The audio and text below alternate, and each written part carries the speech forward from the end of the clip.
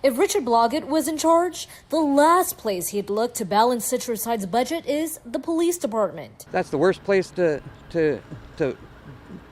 cut budgets is the police department, the ones that protect us. Fellow resident Louis, who didn't want to give his last name, says he fears crime will go up in the city. We need more police out in our streets. We need police almost on every block, it seems. But the decision to cut police funding, which makes up nearly 70% of the general fund, doesn't mean less officers. We are not cutting positions. We are not laying people off.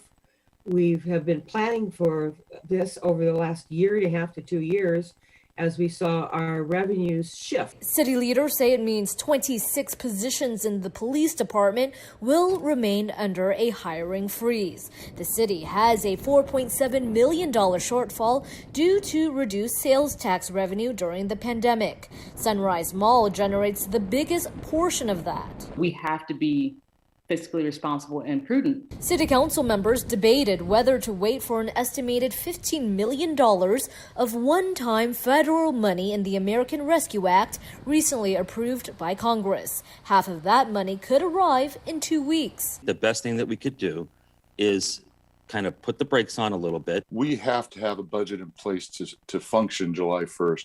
If we wait for the federal government, there's a possibility, and then find out that we don't qualify for any of the money, and then we're left holding the bag. In the end, in a 3-2 vote, council approved the budget, noting that it could be amended if more funding comes in.